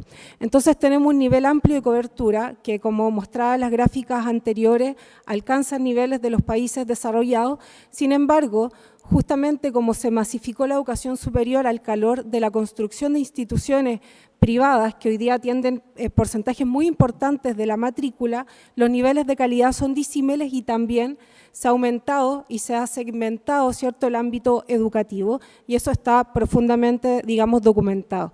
Lo siguiente es que justamente vinculada con la expansión del sistema de la educación superior, hay una promesa de movilidad social en el sentido que se masifica la idea de que se universaliza la expectativa de ser profesionales. Es complejo hoy día preguntarle a alguien que está en la educación inicial o en la educación media, es complejo no preguntarle qué va a estudiar cuando salga de la educación media. Y esa pregunta es una pregunta que hace un par de décadas no era, digamos, usual de realizar, y hoy día, ante ese, digamos, dilema de universalización de la expectativa de ser profesionales, también obliga a la conversación no solo del ajuste del sistema educativo inicial y las proyecciones laborales a partir de ese, sino que también sobre la empleabilidad y, por tanto, cuáles son las oportunidades que el país le entrega a esos estudiantes que hoy día tienen una expectativa generalizada de ser profesionales. Y que en ese sentido también es importante destacar que no es lo mismo la expectativa de ser profesionales hace 4 décadas que hoy día.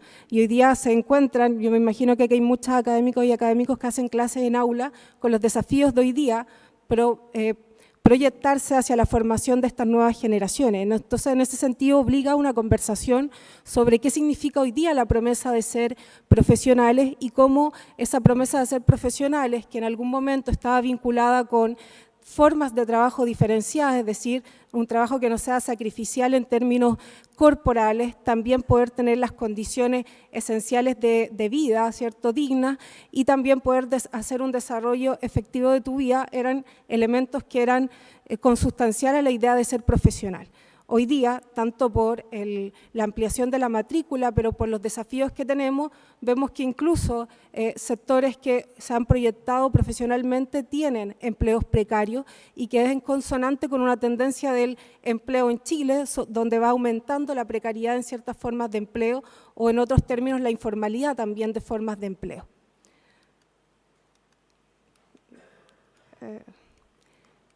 Y entonces ahí pongo esos elementos para entrar a la conversación del CAE desde otro enfoque, ¿cierto? O sea, el rol que juega esta expectativa universalizante de ser profesionales y cómo el CAE, al ser una promesa, entonces en ese sentido de permitir a mayorías de Chile entrar a la educación superior, que incluso estaban en la discusión del proyecto de ley cuando se discutía la creación del CAE y se decía que es un mecanismo que intermedia recursos desde el mercado de capitales hacia los estudiantes en condiciones que permitan la devolución de estos fondos en concordancia con el incremento futuro de sus ingresos. Y ahí entra entonces un poco el nudo central que creo del problema del CAE en términos de que tenía una expectativa de funcionamiento o de diálogo entre la educación superior y el desarrollo, por ejemplo, de posibilidades laborales y el desarrollo del empleo que no fue abordado correctamente o articuladamente, más allá de que hubo una discusión asociada, como ya lo señalaba anteriormente, al sistema de acreditación institucional. Pero ahí se genera, a mi parecer, un desfase importante en términos de esta, insisto, masificación de la expectativa de ser profesionales con los retornos posibles en el escenario donde el mercado laboral no ha cambiado sustantivamente. No voy a repetir algunos datos que ya se daban, pero el porcentaje de personas que están endeudadas en el país y cómo se distribuye entre egresados, no titulados, etcétera, etcétera. Y entonces, y aquí quizá en consonancia con la presentación que hacía el subsecretario, modernizar el Estado, que es una discusión que está puesta sobre la mesa, más allá de la discusión del Estado en educación, es un desafío más general. Y en ese sentido, desde hace algunos años en la Fundación Nodo 21, venimos realizando algunos estudios para plantear cómo, al menos en el ámbito de la educación, y sobre todo con una educación superior, si uno realiza un ejercicio de mayor racionalización del gasto, de la inversión que se tiene en educación, efectivamente no se requieren montos sustantivamente adicionales para una reconversión financiera. Y en ese sentido, transitar a un sistema que utilice eficientemente y racionalmente los recursos que ya tenemos y los que por el devenir se van proyectando. Y en ese sentido, la deuda educativa, abordarla es un problema de justicia respecto a esta promesa de movilidad social, pero también una responsabilidad del Estado, y es un problema que creo que es el tercero y de alguna forma se va construyendo como un consenso, un problema de sostenibilidad del sistema en sí mismo. Y ese problema de sostenibilidad del sistema está dado por al menos 3 elementos. Primero, que efectivamente la morosidad del CAE no solo afectó al Estado, sino a las instituciones de educación superior. Ya lo plantea el profesor Williamson cuando planteaba que efectivamente la responsabilidad de las instituciones en términos de avales de estos créditos iba disminuyendo con el avance, digamos, de los estudiantes en su carrera. Parte en una proporción 70-20, 60-30 y luego termina como principalmente siendo responsable el Estado por esos crédito. Luego, también se ha ido constituyendo una relación de dependencia financiera de muchas instituciones con el CAE, y esto también se ha ido constatando. Al menos 8 instituciones, para 8 instituciones un quinto de sus ingresos provienen del crédito con aval del Estado. Y entonces vuelve al planteamiento de que abordar el CAE y su condonación, pero sobre todo terminar con el crédito con aval del Estado, es un problema de sostenibilidad financiera del sistema en general, porque significa esos ingresos para muchas instituciones que reciben a una matrícula muy amplia del estudiantado en Chile. Entonces ahí se visibilizan algunas instituciones de acuerdo al primer informe del Mineduc del año 2022.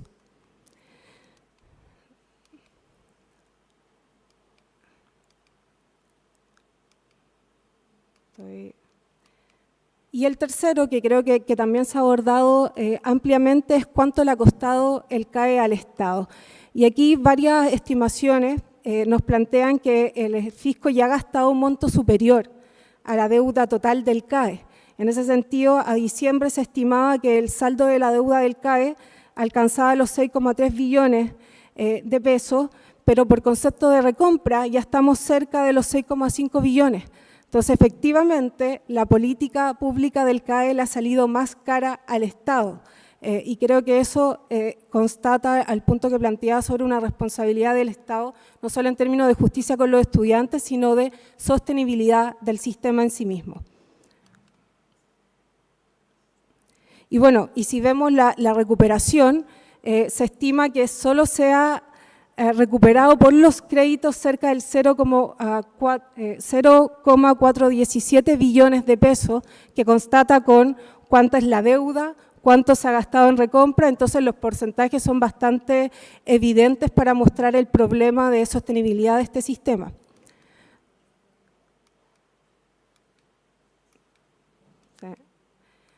Y entonces, en este sentido, abordamos el terminar con el CAE como una necesidad de un cambio en el sistema de financiamiento más integral. Y aquí adelantaba que hace algunos años desde las fundaciones hemos hecho algunos estudios, el 2016 vinculado a la creación de la política de gratuidad y el 2019 a 3 años de su implementación, donde hacíamos algunas proyecciones a propósito de cómo distribuir el financiamiento que va hacia los estudiantes, el financiamiento institucional y cuánto gasta el Estado en términos del CAE, y con una redistribución de esos fondos y un uso más racional de esos ingresos, sosteníamos que era posible expandir la matrícula a las instituciones públicas y tradicionales de Chile. Y en ese sentido obligaba una conversación sobre por dónde se seguía expandiendo la matrícula en Chile y sobre digamos, el papel de las instituciones que, como lo adelantaba el subsecretario, desde la acreditación solo hay una mirada individual y no de sistema. Y entonces sustentábamos a partir de estas investigaciones que incluso proyectando los montos que se generaban en el debate legislativo, uno podía ver recursos para proyectar el aumento de la gratuidad hacia el 2019, que ahí en esa tabla se esquematizaban, como si uno reorientaba entonces el financiamiento en ese momento, estamos hablando del año 2016 y luego el 2019, se podía proyectar con una redistribución de los fondos en ese momento proyectados, un gasto distinto y eficiente que cubriera mayor gratuidad y que disminuyera la necesidad de las y los estudiantes de acceder a créditos para costear su acceso a la educación. Y en ese sentido también planteábamos ahí como conclusión de que no era necesario ni una reforma tributaria, ni gastos muy adicionales para poder entonces transitar hacia un modelo distinto de financiamiento de la educación superior. Entonces estoy hablando aquí del 2016 y 2019, cuando empezó a aplicarse la política de gratuidad y ya visibilizábamos como un problema la proyección de cuánto el Estado iba a gastar por términos de compras y recompras del crédito con aval del Estado.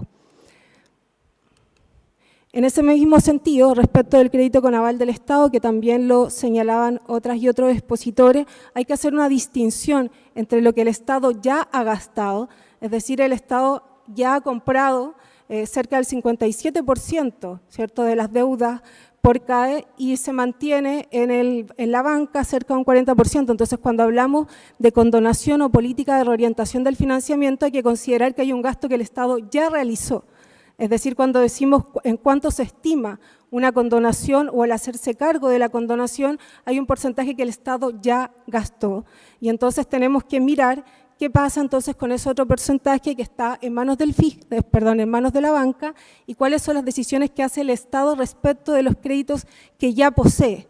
Yo creo que esa es una discusión importante porque, reitero, hay un porcentaje importante que el Estado ya gastó, entonces si descomponemos ambas variables, la discusión sobre la condonación es diferente también, considerando que efectivamente hay que tener aquí una conversación sobre criterios de justicia, ampliación de la cobertura de una política de condonación, pero hay que hacer también esa diferenciación. Y por último, que ya lo planteaban varias expositoras y expositores, el pensar el sistema de educación superior es clave para pensar el desarrollo, tanto por esa expectativa masificada de ser profesional y lo que significa en términos de expectativas de retorno, de tranquilidad, de calidad del empleo, pero también efectivamente en la discusión sobre pasar de ser un país en vías del desarrollo a ser un país desarrollado, y en ese sentido ya adelantaban efectivamente el déficit de inversión que tiene Chile en investigación y desarrollo y que en la región misma el país que efectivamente invierte más es Brasil, acercándose a un 1%, que también es bajo en relación a otros países. Es decir, en la región hay baja inversión y aquí hay una oportunidad también de articularse toda vez que estamos en una discusión sobre cambios energéticos que influye directamente no solo a Chile, sino también a los países que están alrededor nuestro. Y en ese sentido proponemos no solamente superar el endeudamiento en términos de forma de financiamiento, sino que reorientar el financiamiento general del sistema de educación superior pensando en desarrollo y crecimiento y el papel que juega el conocimiento ahí en la producción de capital humano, pero también en el dilema que hoy día enfrentamos de producir y formar personas íntegras en un contexto donde hay varias variables que han ido cambiando, o sea, las expectativas de empleabilidad, los tipos de trabajo y los consensos que se han ido cuajando y que Loreto anunciaba algunos, como la duración de las carreras, pero también la articulación de las carreras con los currículum escolares, la articulación de las mallas curriculares de enseñanza superior con los posgrados. O sea, ¿qué papel juegan los posgrados si avanzamos efectivamente en una política de reducción de la extensión de las carreras? Yo creo que es una conversación necesaria de dar y que es muy importante ponerla en diálogo como una política de reformulación del sistema de financiamiento de la educación superior para no, digamos, caer en los problemas anteriores del proceso de expansión que efectivamente nos permite hoy día tener a generaciones que tienen esa expectativa de ser profesional y por tanto tener un retorno distinto, pero que el país entonces le ofrezca la posibilidad de movilidad social y los estudiantes del país le ofrezcan la posibilidad de ser un país desarrollado. Entonces, articular la discusión de condonación del CAE con la orientación del sistema de financiamiento, considerando los ingresos que hoy día ya tiene el sistema, con esta discusión sobre el sentido y el papel que juega la educación superior hacia adelante, creemos que es un desafío importante de abordar. Muchas gracias.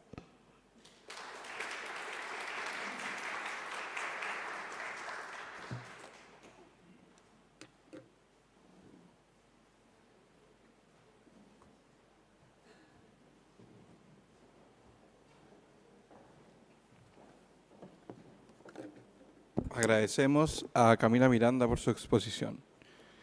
Ahora daremos inicio al panel de conversación que será moderado por el señor Carlos Williamson, en el que participarán el subsecretario Víctor Orellana, la señora Loreto Cox y la señora Camila Miranda.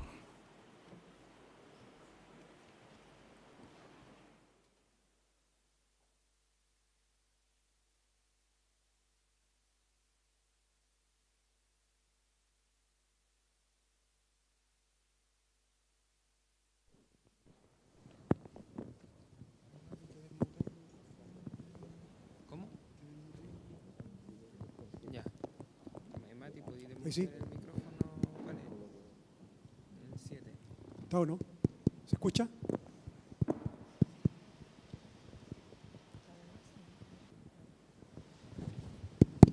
Ahí sí. Bien, muchas gracias a los panelistas. Tenemos re poco tiempo porque la verdad es que las exposiciones finalmente fueron un poquito más largas, pero muy interesantes y preocupantemente coincidentes en muchos temas. No, lo digo en buen sentido. Yo creo que está claro de que tenemos coincidencia en varios puntos que se han mencionado acá. Como tenemos poco tiempo, queremos también que la audiencia pueda participar. Yo partiría inicialmente por ofrecer la palabra. Yo les pediría que sea sin comentarios, sino que sean básicamente preguntas, y luego entonces que podamos entrar en un diálogo y una... Ok, a ver, voy a partir por allá, digamos, me parece que Luis. Muchas gracias por las presentaciones.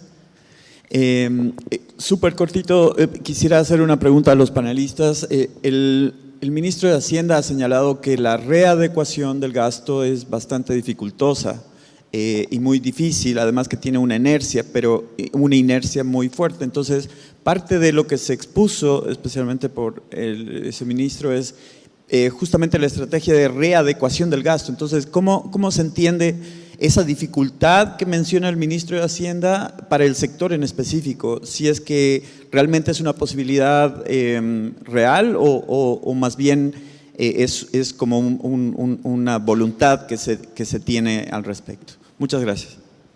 Muy bien. ¿Su secretario quiere...? Se escucha, ¿no? Primero señalar que yo saludo acá el diálogo que hemos dado. Creo que es importante que abordemos la educación superior desde un punto de vista de una política de Estado y les demos un nuevo horizonte a la educación superior.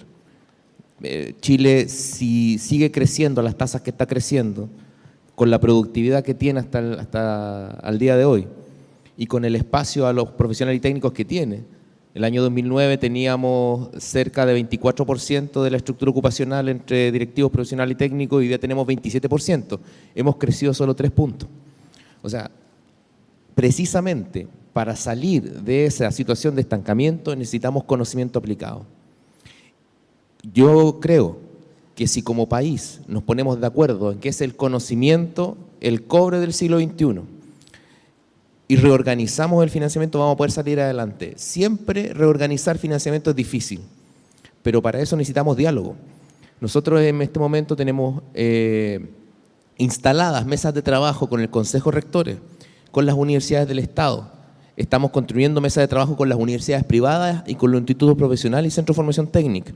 Y esperamos llegar a diciembre del año 2023 con una propuesta dialogada y con espíritu tripartito, es decir, con las y los trabajadores, con una propuesta dialogada también con otras actorías relevantes como los estudiantes, que nos dé un trazo grueso de cómo reorganizar el financiamiento. Creo que hemos generado procesos de modernización antes, sin espíritu tripartito, y a veces tenemos espíritu tripartito y demanda de actores sociales sin proyectos de modernización. Entonces, nuestra voluntad es hacerlo a través de diálogo y que, por ejemplo, cuando Loreto menciona que los ciclos educativos son excesivamente largos, efectivamente, ahí hay una base de consenso que necesitamos trabajar y que nos va, digamos, donde no hay, por decirlo de alguna manera, ejes de izquierda a derecha respecto de si las carreras son excesivamente largas o no. Eso es un elemento de consenso. Por ejemplo, la centralidad que tiene la inversión en I+D para salir adelante con la productividad y, por ejemplo, con el desarrollo económico también.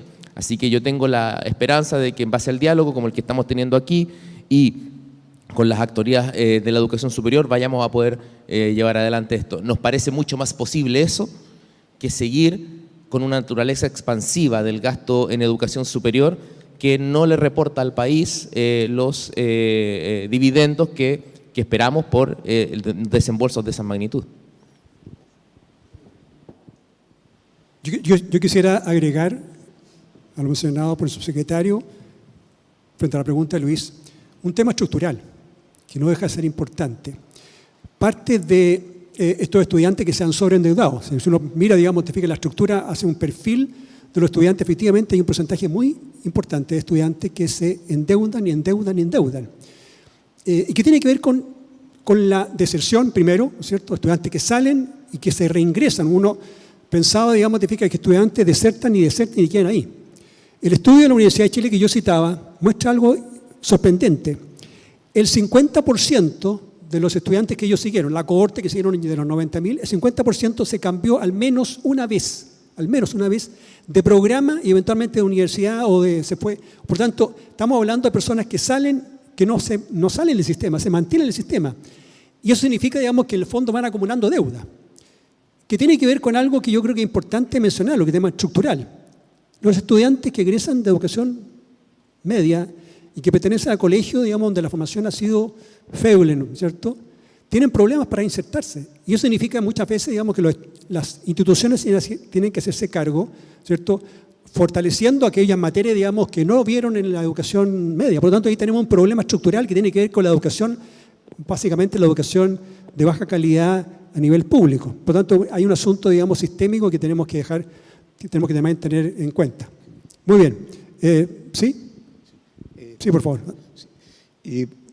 Una pregunta, ejemplo, las instituciones de educación superior, tanto públicas como privadas, ¿verdad? Y el G9, reciben estos alumnos, está el arancel de referencia, tanto para el CAE como para gratuidad. Sin embargo, los esfuerzos que tienen que hacer, todos sus rectores de lado y lado se quejan, ¿verdad?, que tienen que hacer un esfuerzo muy grande y no reciben esos recursos adicionales. Y eso está en el corazón de lo que se señala aquí respecto a la deserción, que duran mucho, ¿verdad?, programas propedéuticos que existen en muchas universidades. ¿Cómo ven ese tema? Porque eso implica recursos adicionales, aunque son bastante acotados respecto a una expansión generalizada. Sin embargo, cuando uno observa, ¿verdad?, que los sectores más vulnerables están accediendo a la educación superior, es un hecho, y eso significa hacerse cargo, ¿verdad?, de esa remedialidad, de esos recursos adicionales que se requieren. ¿Quieren? ¿Sí? Muchas gracias. Yo creo que ese es un punto crucial de una de las necesidades de nuestro sistema de educación superior. Yo, en términos ideales, yo sería partidaria de una reducción de la gratuidad que se complemente con herramientas de créditos contingentes en el ingreso y que esos recursos se usen para apoyar mucho más fuertemente a los jóvenes que tienen problemas en sus primeros años de la educación superior. Eso creo que sería fundamental. Creo también que políticas como la que yo comentaba de hacer la primera etapa de la educación superior más general podrían apoyar en ese sentido. Parte de los problemas que viven nuestros jóvenes de educación superior es que entran a carreras muy especializadas sin una preparación y sin necesariamente tener toda la información para elegir. O sea, ¿quién a los 18 años puede saber si quiere dentro de estas 5 categorías de químicas que yo les mencionaba antes? Creo que es una decisión imposible de tomar, sobre todo para aquellos que son primera generación en llegar a la educación superior y todo eso. En ese sentido, a mí me gusta mucho más el modelo de formación tipo college, como el que hay en Estados Unidos, donde los estudiantes entran a una formación general. A fines del segundo año eligen su major, que es como donde van a tener más o menos un tercio de los ramos, y para la elección de ese major tienen toda clase de apoyos, o sea, tienen todo tipo de ayuda vacacional, pueden ir probando, prueba y error, como uno querría que fuesen las decisiones de qué estudiar en Chile. Yo creo que eso también ayudaría en términos de motivación a nuestros estudiantes en sus primeros años.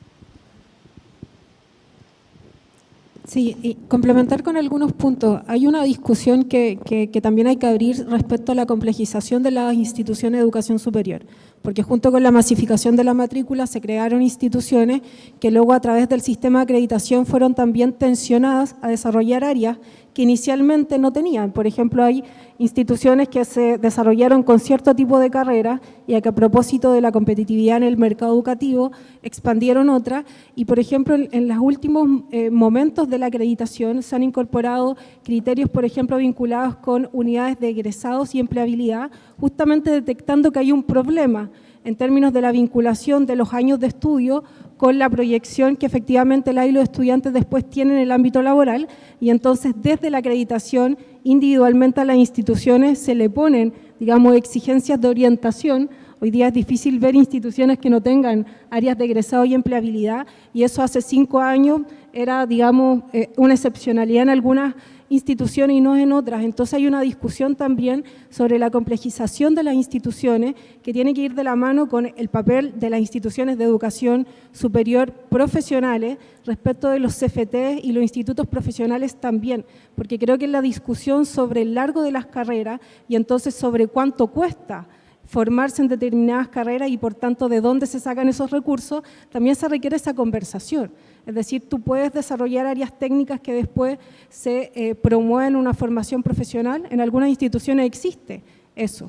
Y eso implica repensar las mallas profesionales en distintas áreas de formación. No es lo mismo repensarla en medicina que en biología o repensarla en matemática o que en derecho, pero requiere una revisión también vinculada, por un lado, al origen estudiantil, pero por otro lado al destino del proceso educativo. Y yo creo que eso es importante como variable porque habla de la duración de las carreras, pero también de cuál es la expectativa de retorno respecto de formarse en determinadas áreas y por tanto puede habilitar la discusión sobre qué es lo que tiene que financiar el Estado, pero creo que esa discusión tiene que estar de la mano con esa visión, porque de lo contrario queda en una responsabilización extremadamente individual que hemos visto que es un problema porque el ámbito del empleo, desempleo y destrucción de trabajo de calidad es un problema general.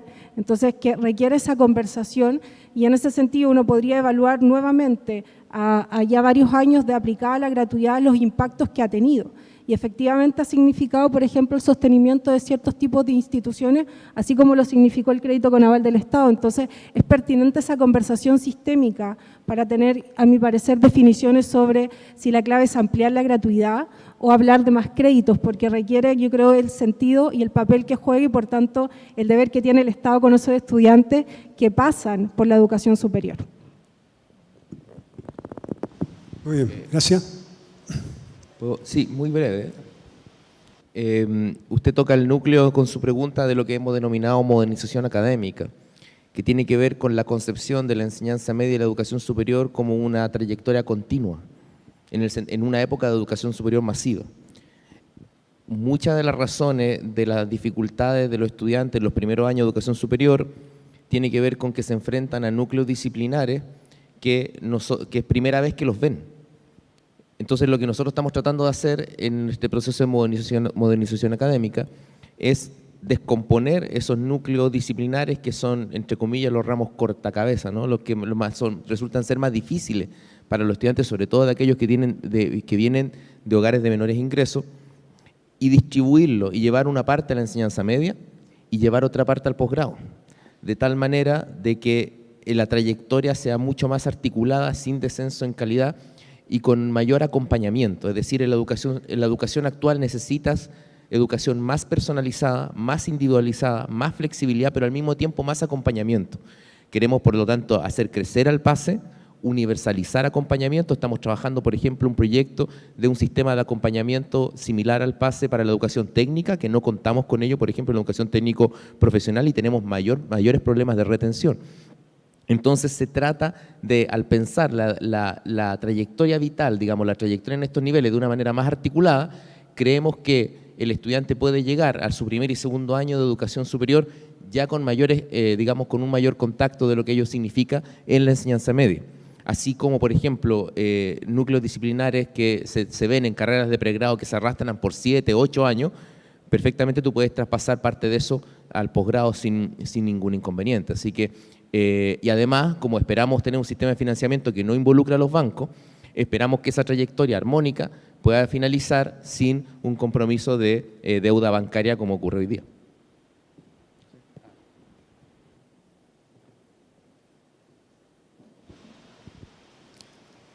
Ya, un solo comentario final respecto al tema que estamos conversando, que yo creo que es bastante unanimidad. Tenemos programas largos, ¿no es cierto?, muy rígidos, tenemos una tremenda rigidez, una reacción negativa frente al cambio. Cuando uno habla de esto dentro de la cultura universitaria, digamos, todos dicen, ¿qué significa esto para mí? ¿Ah? Por ejemplo, hoy día se utiliza poco, hemos vuelto un poquito a la presencialidad a la antigua.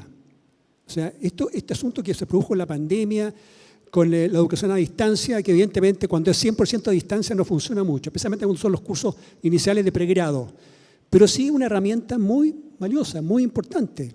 La asistencia a clases tiende a reducirse en todas las universidades muy fuertemente después de las primeras clases.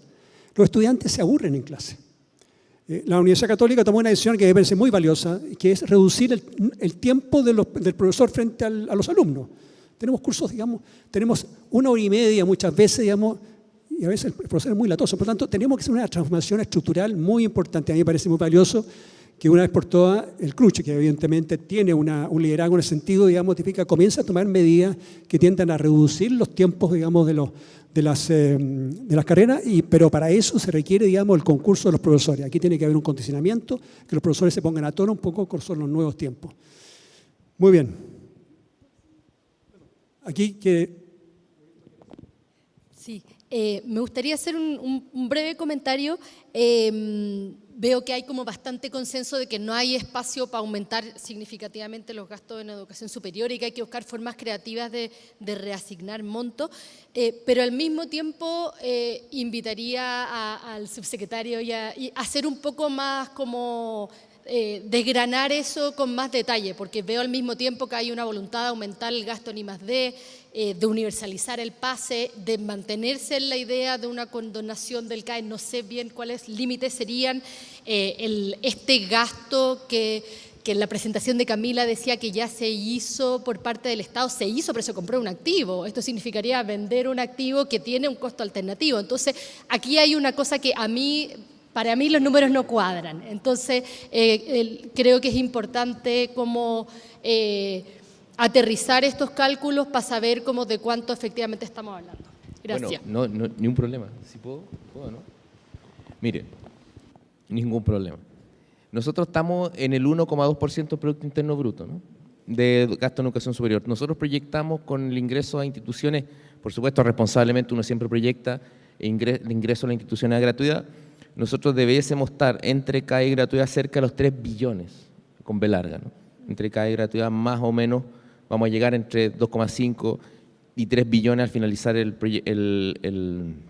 finalizar el gobierno del presidente Boric.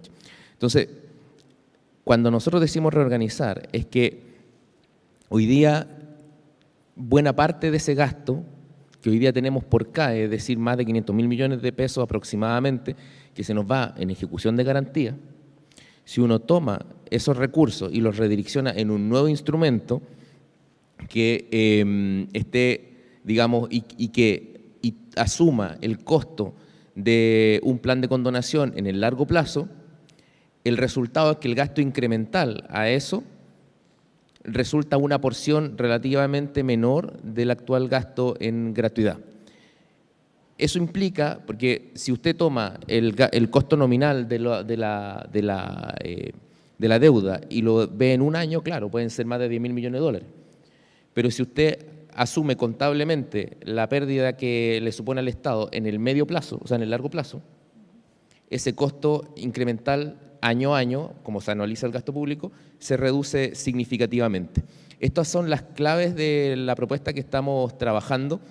Vamos a presentar un proyecto de ley en cuanto resolvamos lo del pacto tributario, así que ahí vamos a tener más detalle. Pero, ¿cómo resolvemos, por ejemplo, el tema del pase en educación técnico-profesional? Estamos trabajando con el Banco Mundial. La continuación del plan de fortalecimiento de las instituciones del Estado, que terminó en el plan de fortalecimiento, nos quedan 4 cuotas más del plan de fortalecimiento, pero esto ya lo ponemos nosotros por ley, hay un compromiso por ley del Estado, por lo tanto el Banco Mundial en una nueva, estamos trabajando un proyecto respecto al acompañamiento en educación técnico-profesional. Luego, si uno, asumiendo este costo incremental en algunos años respecto a la reasignación de la partida actual de crédito con aval del Estado, en el medio plazo, nosotros calculamos que, como ya no vamos a estar cobrando garantía, ejecutando garantía, producto que ya no vamos a colocar más crédito con aval del Estado y vamos a traspasar, digamos, vamos a hacer una política de condonación, nosotros calculamos que en el medio plazo vamos a gastar menos, porque hoy día, con crédito con aval del Estado, hoy día está gastando más en 8 años, en la pura partida de crédito con aval del Estado. Además, tienes que sumar lo que vas a crecer en gratuidad, producto de las nuevas instituciones que ingresen o de si se activa el gatillo de la gratuidad, sea por crecimiento económico o por la reforma tributaria. Entonces, el gasto de CAE es tan alto y es expansivo, es decir, cada vez se cobran más garantías, que nosotros calculamos que en el medio plazo vamos a ahorrar. ¿Y por qué es importante esto del ahorro? Porque precisamente ese ahorro nos permite destinar más recursos a otros niveles educativos y a investigación y desarrollo, y por lo tanto de darle al sistema un vector de crecimiento que sea su complejidad y su crecimiento en investigación, en vinculación con el medio, de manera, digamos, central, y no simplemente el crecimiento cuantitativo a través de la expansión de la matrícula. Esto no implica que la expansión de la matrícula deba detenerse, simplemente significa la constatación de que ello no va a ocurrir en los ritmos que ha ocurrido en las últimas 2 décadas. No es que no tengamos más detalles, estos son los detalles que yo responsablemente como gobierno le puedo dar en este momento. Como simplemente termino con esta reflexión. El problema de la educación superior, más que una política de condonación, lo caro, más que ser una política de condonación, lo caro es seguir con el CAE. Esa es, digamos, la reflexión final que yo quisiera hacer. Eso. Con un solo agregado, subsecretario, para que funcione, digamos, este cambio que efectivamente puede ser positivo en términos de caja fiscal, es fundamental, ¿no es cierto?, aclarar el panorama, porque la morosidad sigue creciendo de personas que pueden pagar y no están pagando. Por lo tanto, ese es un elemento fundamental para que la caja finalmente funcione.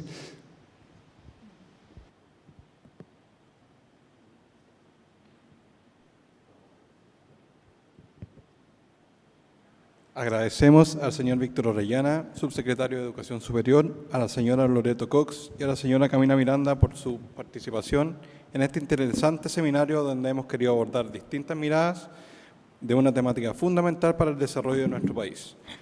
Todos los presentes los invitamos a un café a la salida del salón. Que tengan un muy buen día.